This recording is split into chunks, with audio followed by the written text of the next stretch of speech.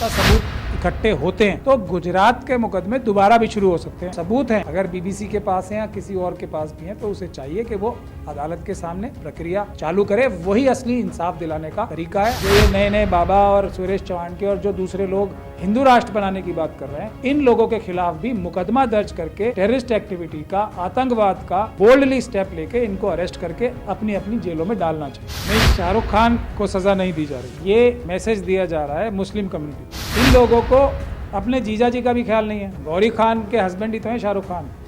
तो जो अपने राजनीतिक फायदे के लिए अपने जीजा का इतना नुकसान कर सकते हैं, ये तो अपने जीजा जी को भी नहीं छोड़ रहे। शाहरुख खान का नाम शाहरुख खान है, तो इसीलिए पूरी मुस्लिम कम्युनिटी को मैसेज देने के लिए, पूरी शेड्यूल कास्ट कम्युनिटी को मैसेज देने के लिए कि हम किसी को भी कभी भी चाहेंगे, चाहे वो नाम से ही मुसलमान हो सिर्फ, उसको हम, चाहे वो नाम से ही शेड्यूल कास्ट हो, उसको हम कभी भी नेस्तो नाबूद कर देंगे। मोदी जी कोई अच्छी बात करते हैं या कोई भी आरएसएस और बनुवादी कोई मुंह से अच्छी बात करता है तो मेरे तो एकदम जितने भी जो इंद्रियां हैं वो एकदम चौकन्ना हो जाता हूं मैं कि अब कोई बहुत बड़ा गलत काम करने वाले हैं। तो जो ये बोलते हैं उसका उल्टा करते हैं। जहाँ भी ये कोई अच्छी बात बोले वहाँ समझ लेना चाहिए कि उसके खिलाफ बड़ी साजिश हो रही है और बड़ी साजिश करने वाले हैं।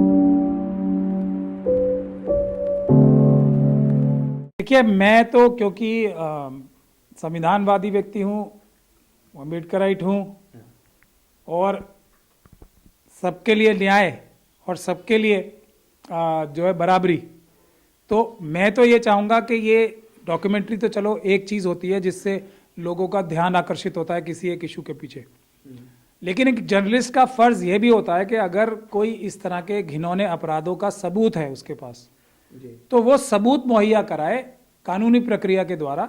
किसी भी व्यक्ति के खिलाफ अगर सबूत हैं तो उसको भारत का संविधान, भारत का कानून ये चाहता है कि उसके खिलाफ मुकदमा चले। अब अगर कोई ऐसे पुख्ता सबूत इकट्ठे होते हैं तो गुजरात के मुकदमे दोबारा भी शुरू हो सकते हैं, ऐसी कोई कानून में बाधा नहीं है। तो ये महत्वपूर्ण कार्य होगा। हाँ, जो प्रेस का काम है एक किसी चीज़ की तरफ दोबारा ध्यान आकर्षित कराना होगा, लेकिन एक महत्वपूर्ण बात जो बहुत ज़रूरी है इसमें वो ये है कि ये इसकी टाइमिंग, जो प्राइम मिनिस्टर ऋषि सुनक बने हैं जी, उसके बाद बीबीसी ने ये जो है ये डॉक्यूमेंट्री चलाई है, तो ये बहुत एक महत्वपूर्ण विषय है कि हमारे देश के क्या जो कूटनीतिक संबंध हैं अलग अलग देशों से क्या खराब हो गए हैं, क्या कोई ऐसी कमी है हमारे देश के जो विदेश नीति है उसमें जिसकी वजह से ऋषि सुनक, जो बहुत सारे हमारे मनुवादी भाई बड़े खुश हो रहे थे कि ये बन गए हैं, तो क्या डिप्लोमेटिक जो हमारी पॉलिसी है क्या वो भी चाइना और पाकिस्तान ने मिलके उसमें सेंध लगा दी है कि अब हमारे जो इस्टेब्लिश मित्र कंट्रियां हैं वो भी ऐसी नई नई चीज़ें हो रही हैं। तो ये एक बहुत चिंता का विषय है। हाँ, जो सबूत हैं अगर बीबीसी के पास हैं या किसी और के पास भी हैं तो उसे चाहिए कि वो अदालत के सामने प्रक्रिया चालू करे। वही असली इंसाफ दिलाने का तरीका है। हाँ, अवेयरनेस तो इस बारे में पहले भी बहुत लोगों को है, अब भी है, लेकिन असली इंसाफ अभी बाकी है। बैन तो मेरे ख्याल से नहीं किया जहाँ तक मेरी जानकारी है। हाँ, डायरेक्शंस दी गई हैं, बहुत सारे जो सोशल मीडिया के जो हैंडल्स हैं उनको या प्लेटफॉर्म्स हैं उनको डायरेक्शंस दी गई हैं, सरकार ने बैन नहीं किया है। ये वही कार्रवाई है जो मनुवादी मानसिकता छुप के करती है ना बाहर, वो काम किया है। ऑफिशियली तो मेरे ख्याल से हमारे देश में अनाउंस किया है सर, बाकायदा बैन किए जाने का ऑफिशियली अनाउंस किया है। कब किया है? मैंने तो अभी तक परसों रात की खबर नहीं, वो ट्विटर वगैरह को सबको डायरेक्शंस दिए हैं, गवर्नमेंट ऑफ इंडिया ने उनको डायरेक्शंस दिए हैं कि इसको ब्लॉक करो। बैन अलग चीज होती है। बैन का मतलब ये चीज दिखाई नहीं जा सकती। अगर भारत सरकार इसके ऊपर बैन जारी कर देती तो कोई भी राज्य सरकार इसको ना दिखा पाती, लेकिन तब मोदी जी की बहुत ज्यादा तब किरकिरी ज्यादा होती। तो वो अपनी छवि बचाने के लिए जो छुप के काम करते हैं वही उन्होंने एक तरीका इख्तियार किया, लेकिन वो उनका पूरी तरीके से धराशायी और फेल हो गया क्योंकि जो स्टेट गवर्नमेंट्स हैं वो इस पे खुद दिखाने को तैयार हो गई हैं। तो बैन होता तो नहीं दिखा पाती। यहाँ मैं जो आपको अभी बात मैं कह रहा था, यही जिम्मेदारी जो स्टेट गवर्नमेंट्स ने अपनी जिम्मेदारी निभाई है ये फिल्म दिखाने की, यही जिम्मेदारी जो ये नए नए बाबा और सुरेश चौहान के और जो दूसरे लोग हिंदू राष्ट्र बनाने की बात कर रहे हैं उसके लिए भी ये स्टेट गवर्नमेंट्स की जिम्मेदारी है। वो भी भारत देश के राज्य हैं, उनकी जिम्मेदारी भी पूरा देश बचाने की बनती है। तो इन लोगों के खिलाफ भी मुकदमा दर्ज करके टेररिस्ट एक्टिविटी का, आतंकवाद का, ये हिंदू राष्ट्र के मांगने वाले और उसको प्रोपोगेट करने वालों के खिलाफ भी उन्हें इसी प्रकार से बोल्डली स्टेप लेके इनको अरेस्ट करके अपनी अपनी जेलों में डालना चाहिए। देखिए, मुझे तो जैसे ही मोदी जी कोई अच्छी बात करते हैं या कोई भी आरएसएस और मनुवादी कोई मुंह से अच्छी बात करता है, तो मेरे तो एकदम जितने भी जो इंद्रियां हैं वो एकदम चौकन्ना हो जाता हूं मैं कि अब कोई बहुत बड़ा गलत काम करने वाले हैं। सबका साथ सबका विकास बोला, SC ST OBC और माइनॉरिटीज को बिल्कुल नेस्तो नाबूद कर दिया। ये सबका साथ सबका विकास होता है, तो जो ये बोलते हैं उसका उल्टा करते हैं। तो अब बहुत चौकन्ना होने की जरूरत है, खास तौर पे मुस्लिम कम्युनिटी को, और जिन कम्युनिटी में जिन लोगों की बात कर रहे हैं, बोहरा समाज की बात की ना, तो उन्हें बहुत चौकन्ना हो जाना है कि मोदी जी अब क्या उनका नुकसान करने वाले हैं। जो उन्होंने पासमानदा समाज की भी साथ बोला। मेरा तो मानना यह है कि जो भी पासमानदा और मुस्लिम की बात सोचता भी है तो वो मुसलमान ही नहीं। मेरा तो ये मानना है साफ साफ, इस्लाम इसकी इजाज़त नहीं देता। और अगर मोदी जी को मुस्लिम कम्युनिटी के कुछ लोगों से, वो चाहे उनको किसी भी नज़र से देखें, उनके लिए बहुत चिंता हो रही है, तो उनको रिजर्वेशन दे दें, उनके लिए एक इकोनॉमिक पैकेज दे दें। जैसे उन्होंने हिंदुओं के लिए 10% रिजर्वेशन दिया है, वैसे जिनके लिए इनके इतनी प्रेम उमड़ रहा है, तो हम सभी लोग, पूरी मुस्लिम कम्युनिटी नहीं, SC ST OBC सब माइनॉरिटी सब वेलकम करेंगे। लेकिन ये ओवर एंड अबव होनी चाहिए जो 60% ऑलरेडी दे चुके हैं। हम तो बल्कि ये कहते हैं कि मोदी जी 100% रिजर्वेशन कर दो, जिसकी जितनी संख्या भारी उसकी उतनी हिस्सेदारी कर दो ना, सबका साथ सबका विकास अपने आप हो जाएगा सब चीजों में।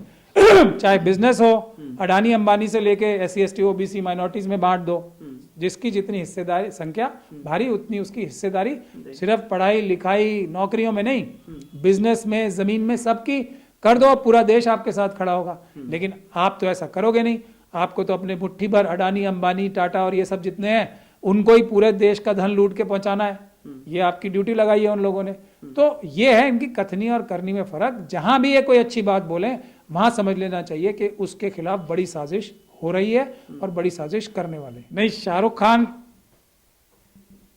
को सजा नहीं दी जा रही, ये मैसेज दिया जा रहा है मुस्लिम कम्युनिटी को। अब शाहरुख खान को और बाकी सब जितने भी फिल्म स्टार्स हैं, मैं उनके लिए बिल्कुल भी सिंपैथी नहीं रखता हूं। सिंपैथी जो इसका जमीन पे असर पड़ रहा है वो देखना है कि ये आपस में नफरत फैलाने के लिए इस फिल्म का इस्तेमाल कर रहे हैं आरएसएस और मनुवादी लोग।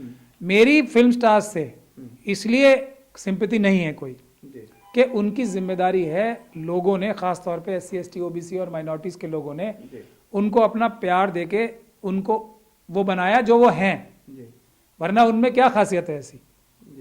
लेकिन जब उनको देश के लिए, आज जो देश के ऊपर इतनी बड़ी बड़ी मुसीबतें आ रही हैं, तो जो देश की 90% जनता ने उनको इतना पावरफुल बनाया, इतना इनको हाई लेवल जगहों पे पहुंचाया है, इतना इनको पैसा कमवाया है, तो क्या इनका फर्ज देश के प्रति नहीं बनता? आज जब देश मुसीबत में है, आज जब देश खतरे में है, यहाँ लोगों के रोजगार छिन रहे हैं, यहाँ चाइना से ट्रेड डेफिसिट 80-20 का हो गया, यहाँ चाइना हमारी जमीन खा रहा है, यहाँ भ्रष्टाचार का बोलबाला हो गया, यहाँ गरीबी और अमीरी में फर्क बढ़ता ही जा रहा है, तो क्या इन लोगों का फर्ज नहीं बनता कि ये सच्चाई और ईमानदारी के लिए, ये देश को मजबूत करने के लिए कोई एक मुहिम चलाएं, सड़कों पे उतरें? क्या इनका फर्ज नहीं है? तो ये काम ये नहीं कर रहे हैं, तो इसका सजा तो इन्हें मिलेगी। अब क्यों मिलेगी? क्योंकि मनुवादी मानसिकता ये चाहती है कि लोगों में डर फैलाए। शाहरुख खान का नाम शाहरुख खान है, तो इसीलिए पूरी मुस्लिम कम्युनिटी को मैसेज देने के लिए, पूरी शेड्यूल कास्ट कम्युनिटी को मैसेज देने के लिए कि हम किसी को भी कभी भी चाहेंगे, चाहे वो नाम से ही मुसलमान हो सिर्फ, उसको हम, चाहे वो नाम से ही शेड्यूल कास्ट हो, उसको हम कभी भी नेस्तो नाबूद कर देंगे। ये मैसेज वो देना चाह रहे हैं देश में, और उसके खिलाफ शाहरुख खान कोई आवाज नहीं उठा रहे हैं। इसके खिलाफ, अपनी पठान मूवी के खिलाफ तो वो पता नहीं किसे किसे फोन कर रहे हैं, असम के चीफ मिनिस्टर, और क्या क्या बैकडोर में वो क्या क्या मेहनत कर रहे होंगे। क्या उनका फर्ज ये नहीं बनता कि अपने फिल्म इंडस्ट्री के जितने भी लोग हैं, वो जो आदिवासियों के साथ उनकी जमीनें जो बड़े बड़े इंडस्ट्रीज छीन रहे हैं, उसके खिलाफ मुहिम चलाएं, इतनी कैंपेन वो उसके लिए भी करें। क्या शेड्यूल कास्ट कम्युनिटी के साथ जो दिन रात अत्याचार हो रहे हैं, उनकी महिलाओं के साथ, उनके साथ स्वयं, क्या उनका फर्ज नहीं बनता कि उनके खिलाफ कोई मुहिम और ऐसा कैंपेन और बैकडोर की जो ये वो लॉबिंग कर रहे हैं करें? क्या फर्ज नहीं बनता उनका? क्या जो मुस्लिम कम्युनिटी, बौद्ध कम्युनिटी, सिख, क्रिश्चियन और ये सब कम्युनिटीज़ के साथ जो ज्यादतियाँ हो रही हैं उनके लिए वो आवाज़ उठाएं, नहीं बनता क्या है? ओबीसी के साथ जो अन्याय हो रहा है हमारे देश में, उसके लिए आवाज़ उठाने का, कम से कम फिल्में बनाने का भी फर्ज नहीं बनता, लेकिन ये सब काम वो नहीं करते हैं। और एक हमारी मित्र हैं, उन्होंने एक बहुत अच्छी बात कही है, वही बात कह के मैं ख़त्म करूँगा कि इन लोगों को अपने जीजा जी का भी ख्याल नहीं है। गौरी खान के हस्बैंड ही तो हैं शाहरुख खान, तो जो अपने राजनीतिक फायदे के लिए अपने जीजा का इतना नुकसान कर सकते हैं, तो आप लोग समझ लो कि वो कितने बड़े। ये हमारी एक रितु सिंह है, क्लाइंट भी हैं और हमारी छोटी बहन भी हैं, ये उन्होंने एक बात कही और मुझे खुद हैरानी हो रही है कि ये तो अपने जीजा जी को भी नहीं छोड़ रहे। तो ये कितने, क्या मानसिकता है ये? तो ये समझने की बात है, अपने स्वार्थ के लिए ये अपनों तक को नेस्तो नाबूद और मारने के लिए तैयार हो जाते हैं।